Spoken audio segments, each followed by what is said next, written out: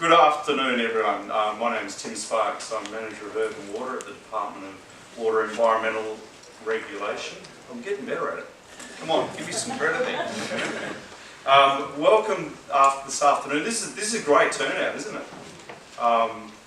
Nick and I were just having a quick chat, and it's a very interesting topic today. We all want to talk about it, but we seldom want to agree on it. So. You are allowed to laugh, yeah. It's a really interesting topic, and Nick Deeks, he's got the fact that it's linked to the integrated research project with the CRC for water sensitive cities.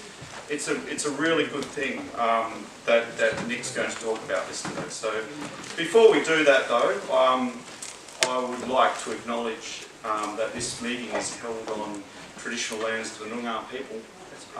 And I would like to take this chance to pay my respects to both past and present. I'd also like to recognise this is a new waterways initiative. I'd like to recognise the Department of Biodiversity, Conservation and Attractions. Notice Emma's here today. G'day Emma. Department of Plans, Lands and Heritage. Haven't got my glasses on. Oh yeah, excellent. And my own organisation, the UDIA, the Water Corporation and WOLGA, as members of the new waterways, who just continue to do these excellent things like these topical talks, like the training which is coming up. There's a lot on, so if you haven't been to the website for a while, do yourself a favour, there's some good things on there. So as I mentioned, today we've got Nick Deeks talking, who's the Technical Director at GHD. With 17 years experience, I think you'll need him today. But he's going to sort of talk us through the sort of area of constrained groundwater, and he's talking about sort of the study into different things associated with the IRP project. So I'm really looking forward to it, Nick. So without further ado, let's get you up here and get into it.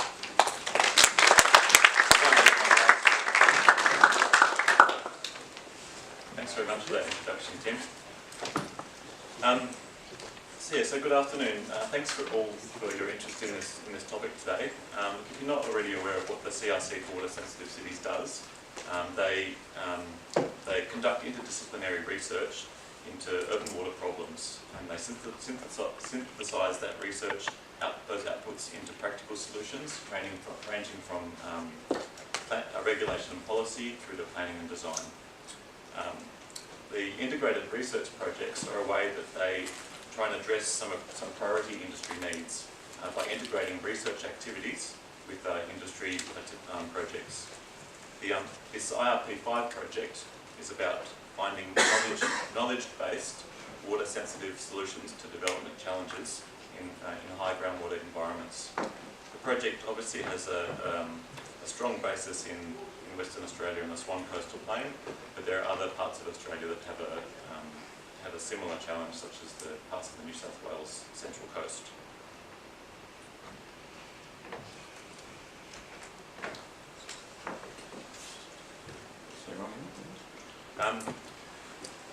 So look, you've probably all seen this as you've driven around Perth. Areas of new development, you've got those high retaining walls, substantial amounts of earth fill, and then the existing roads that are already in those areas, they're back down at natural surface level. They're still performing. They're not falling apart from groundwater, and yet we have to for some reason we have to lift up these sites. And I guess just looking from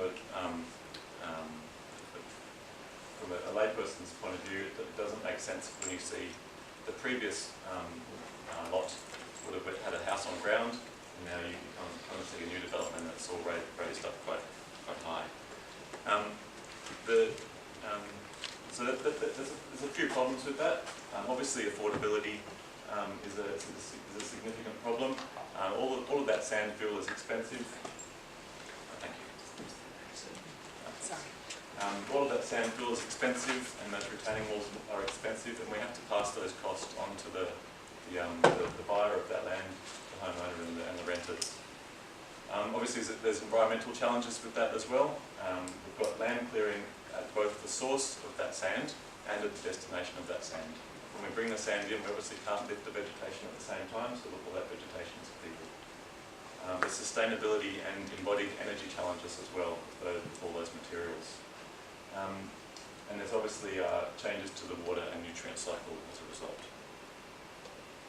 Look, this project's not about vilifying fill and drain, but I guess it's about how we can do it better, smarter, or use other approaches in the future.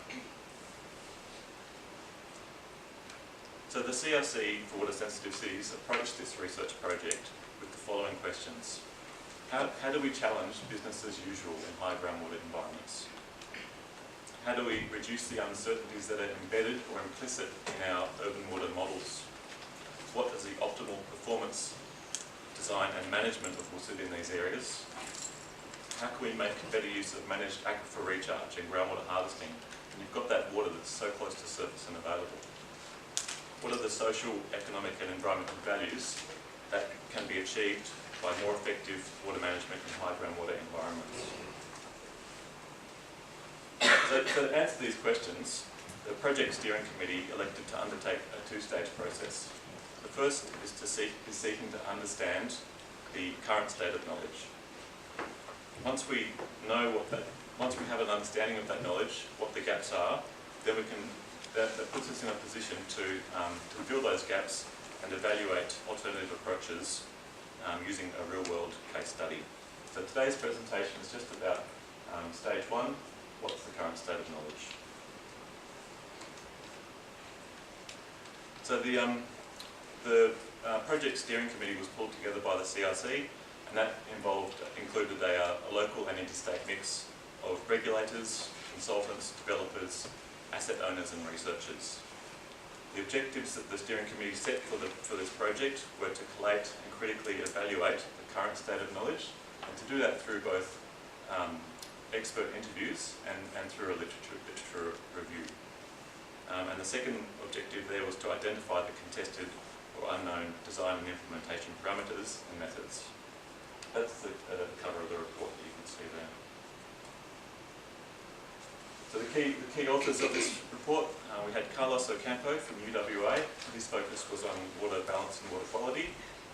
We had Kelsey Hunt from GHD focusing on water quality. I was looking at surface water, and Anastasia Baronia from GHD was on groundwater. The editors were Tony McAllister and Andrew Telford from Water Technology. So the first half of that scope, the literature review, we tried to make that really wide-ranging.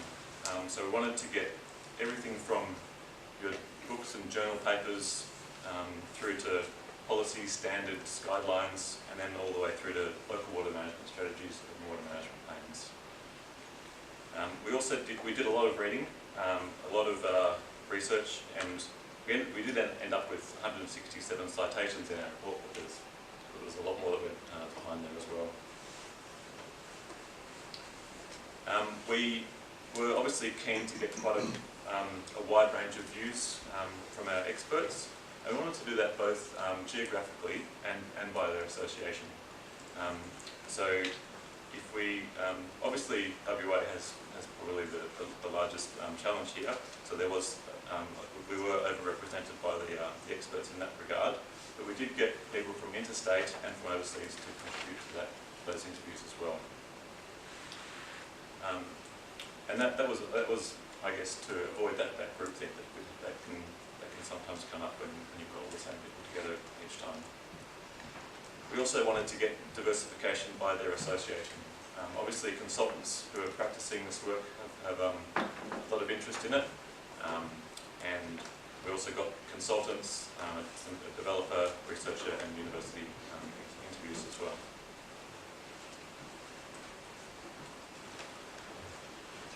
So this is, look, we found it quite challenging to organise the report. With everything being so integrated, it's hard to sort of split things out and cover them off in a clear and concise way.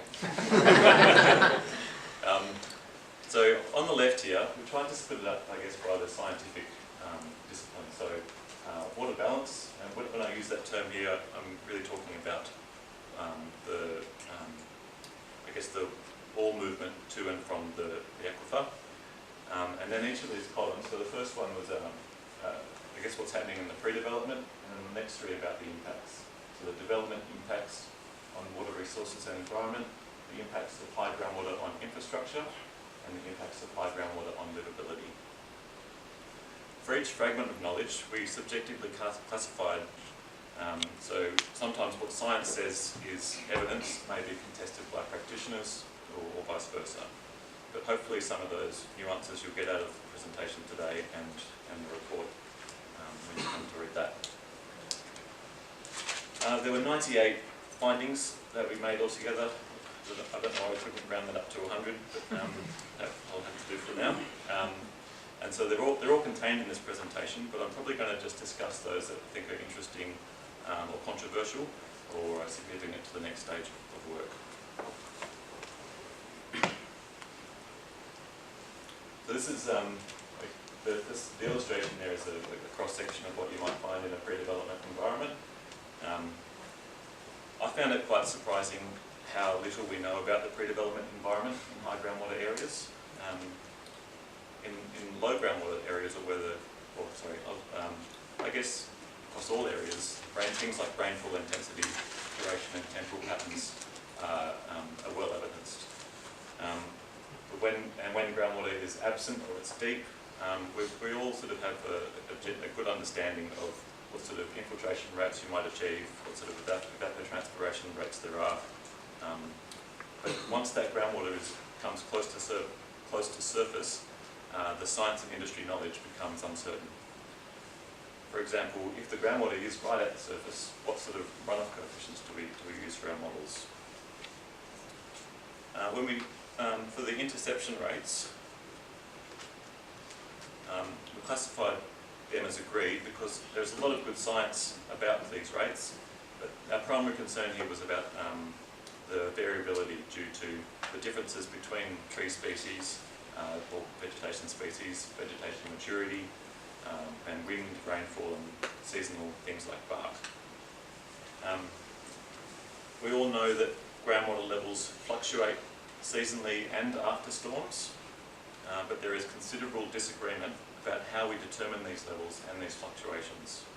Do we use conceptual models, numerical models, mathematical models, and what variables do we use in those calculations? How do we estimate the lateral flow and the fluxes from that lateral flow into surface water, and also the fluxes from the superficial aquifer into the deep aquifer. We found a broad range of pre-development monitoring programs with significant variation in the density and distribution of monitoring wells and in the frequency and duration of pre-development monitoring. Variation is good when it's risk-based, that's what that's all about. But I guess it was a cause for concern for us when we saw quite different monitoring programs for very similar sites. So on the pre-development water quality side of things, we do know that elevated pre-development nutrients are frequently dominated by organic nitrogen. Acid sulfate soil risks are generally agreed, as are the site investigation procedures and how we manage those risks. Things start to get uncertain when it comes to sources of elevated pre-development nutrients, whether they're from historic wetlands that used to be quite broadly distributed over the Swan Coastal Plain, and the nutrient stores that came with that, or from agricultural activities. The spatial distribution of these former wetlands is also generally unknown. We have agreement on the water quality monitoring parameters and test procedures, except for when it comes to testing dissolved organic nitrogen with different labs using different methods.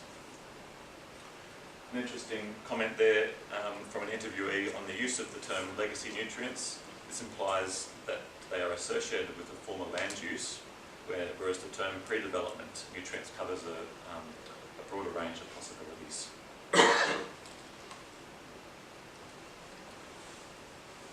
So we'll move on to post-development now. I'll start with impacts to water resources and environment, and these are all the ones that we thought were evidenced. So forgive me for stating some of the ones that you think that most people in the room will consider obvious, but just for completeness. Understandably, groundwater levels fluctuate both after a storm and seasonally in the post-development environment, with the response speed a function of the soil and topography. When we service these developments with potable water, we add to the groundwater balance by importing that water for irrigation and unintentionally through leakage, which in some areas can be quite high. We also know that concentrated infiltration, whether that's at soak wells or at basins, is going to cause local mounting.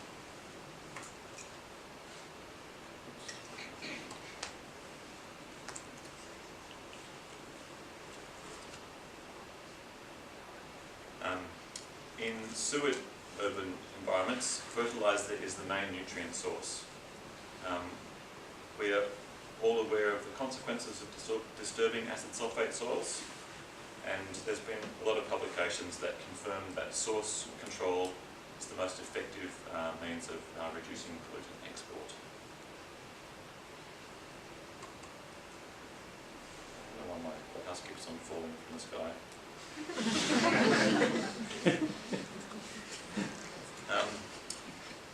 So these are moving on to the things that we tend to, there's less evidence about, but we tend to agree on. So we generally agree what groundwater levels will result from using groundwater controls, and these controls that remove water from the groundwater balance, and they shorten the resident times for that groundwater. That shorter residence time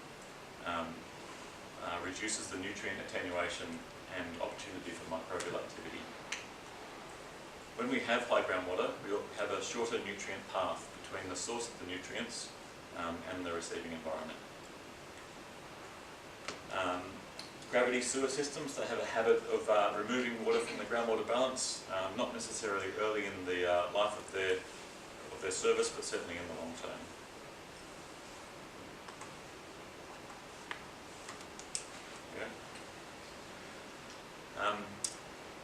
Now we also agree that organic nitrogen forms are difficult to treat, particularly in unlined biofilters, where we miss out on those anaerobic conditions.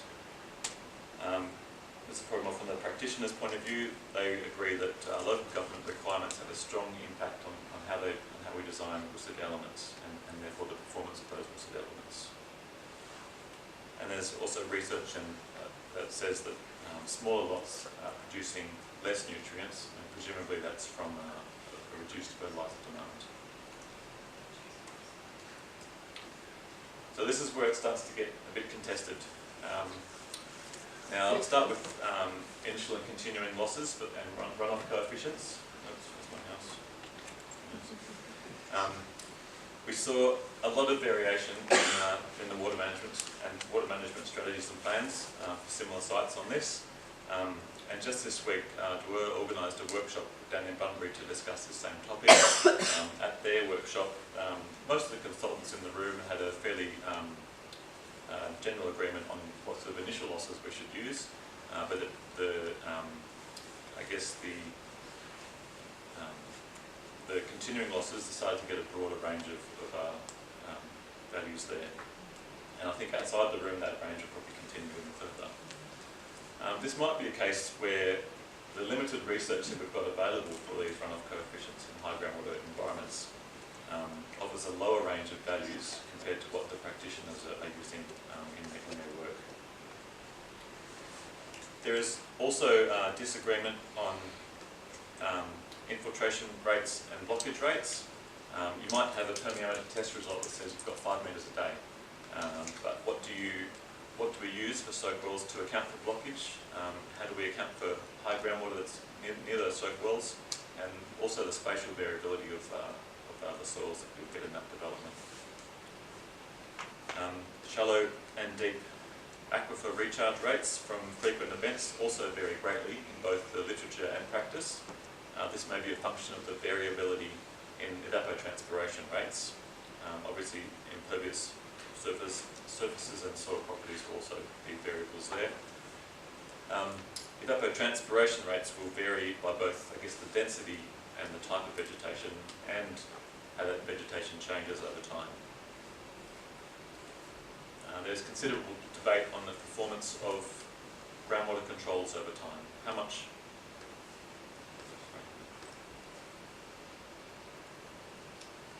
much will they discharge in different soil types and surface treatments? We also can't agree if groundwater controls placed at that maximum groundwater level will reduce interception of pollutants.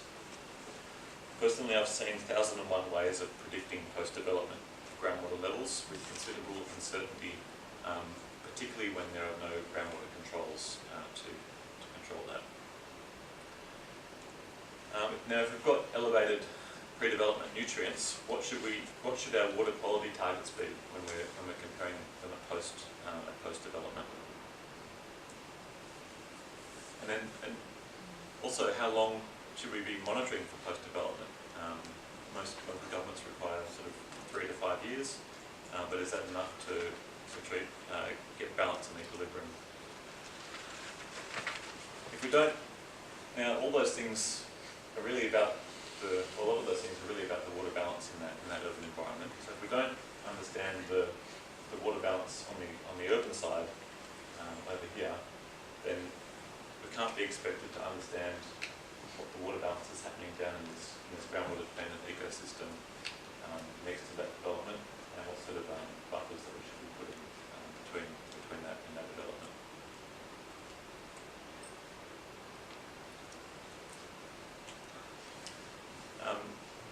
So now we've moved on to the items that you ask people about, and we tend to get some blank stares or maybe numbers plucked from the air.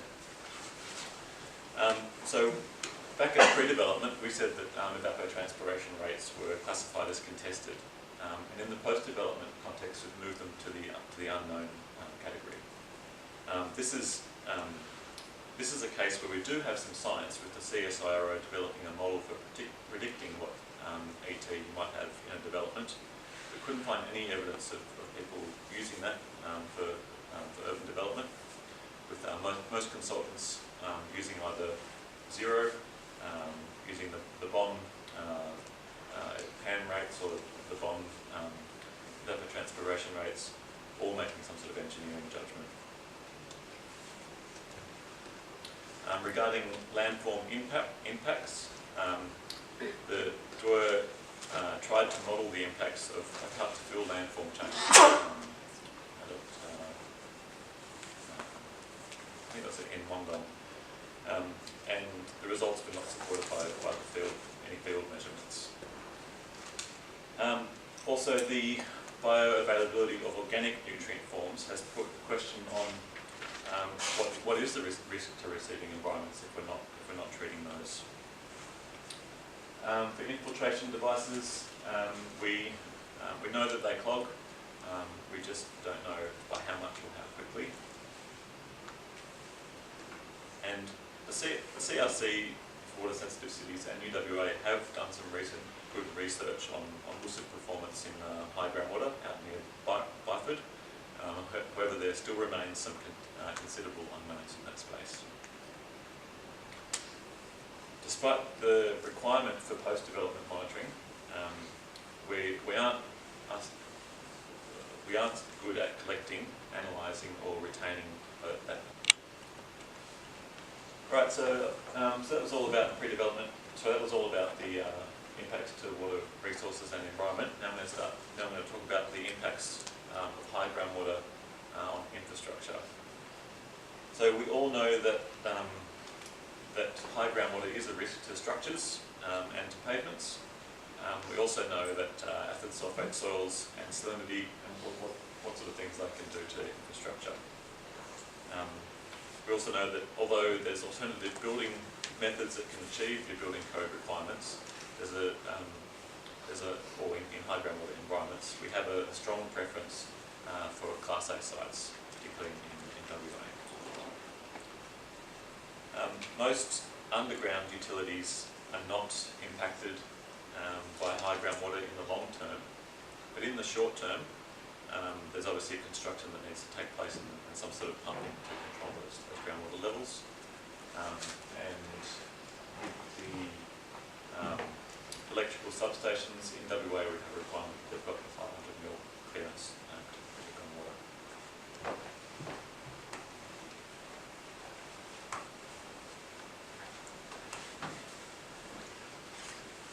Okay, so urban salinity is a risk when you've got salinity in your soil, or when you've got high salt concentrations in your soil or in your groundwater.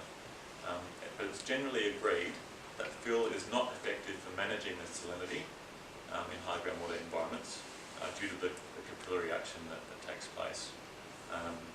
It's generally agreed that a better solution is managing the water balance of those environments. We know that trees control groundwater, and there's been a lot of research into trees used as a salinity control measure, mostly in our pastoral and agricultural areas. And because of that, it tends to be focused on particular species and sort of broad-scale plantations. So we know which of those species are good at controlling groundwater, what stage of the tree's growth has the best drawdown effect. What becomes contested is the effectiveness of spatially scattering trees in our urban environment and the types of trees that we might use in an urban development compared to what's in rural areas.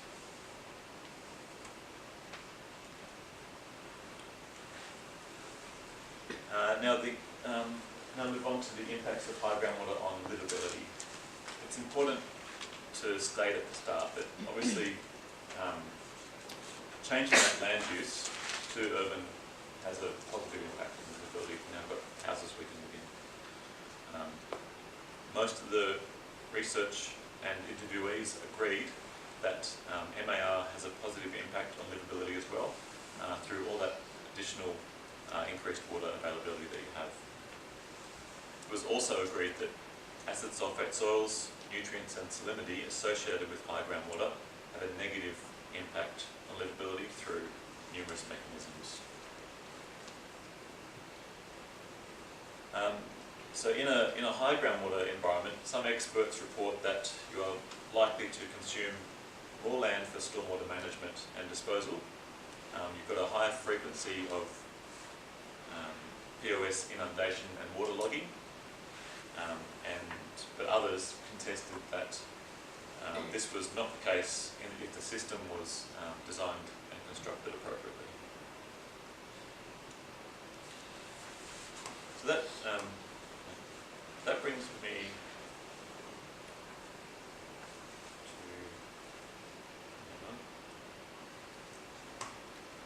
me to the end of the findings. The next stage is to move those that are in the unknown and contested space into either the agreed or the evidence space.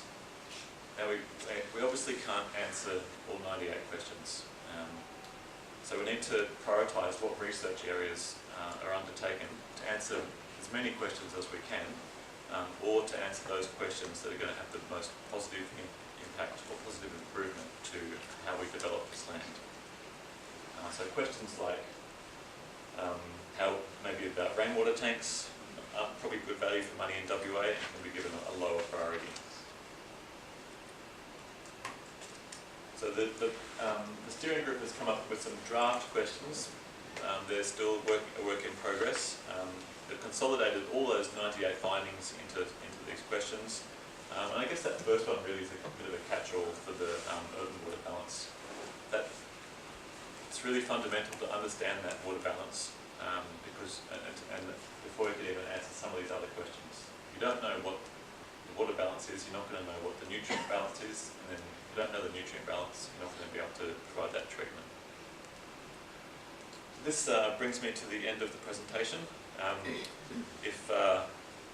Unfortunately, I can't offer you a download link yet to the report, but if you keep your eye on the CRC for Water Sensitive Cities website, there will be a link in due course on this. Just just on that, we have proposed to load up in the next few weeks for participants only, access to that report.